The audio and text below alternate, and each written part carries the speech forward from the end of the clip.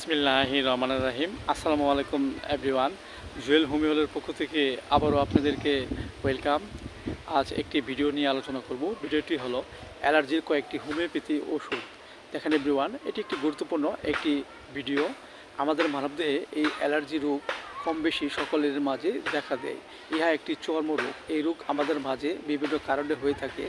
এর মাঝে কিছু উল্লেখযোগ্য কারণ হলো আমাদের যদি মানবদেহে পরিপাকতন্ত্রের যদি আমাদের মাঝে কোনো সমস্যা থাকে, কিংবা আমরা যদি দেখা যাচ্ছে যে আমাদের রক্তে কোনো ত্রুটি থাকে, এর ফলে অনেক সময় আমাদের মাঝে এই অ্যালার্জি রোগটি দেখা দিতে পারে। আবার দেখা যাচ্ছে যে অনেকেরই ধুলোবালু কিংবা অত্যাধিক পরিমাণে ঠান্ডা কিংবা গরম লাগার ফলেও অনেক সময় আমাদের মাঝে এই অ্যালার্জি রোগটি সৃষ্টি হতে পারে।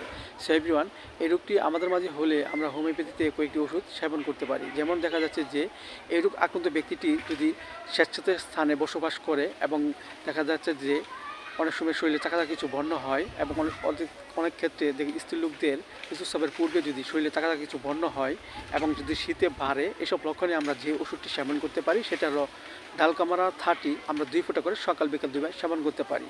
আবার দেখা যাচ্ছে যে এই রোগ আক্রান্ত ব্যক্তিটির পূর্বে অ্যালার্জি হয়েছে কিন্তু বর্তমান নেই, কিন্তু কিছুদিন পর আবার আমাদের মাঝে এই অ্যালার্জি রোগটি দেখা দিয়েছে এবং প্রচুর ব্যথা করে জ্বলে। এসব লক্ষণে আমরা যে ওষুধটি সেবন করতে পারি সেটা হলো হাইড্রাস্টিস 30 আমরা 2 ফোঁটা করে সকাল বিকাল 2 বার সেবন করতে পারি।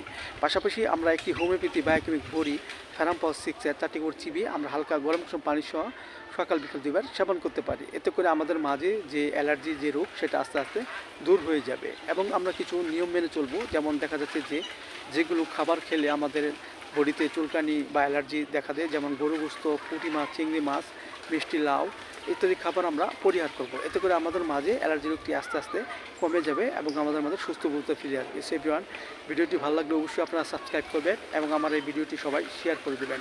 সবাই ভালো থাকেন। Thank you so much.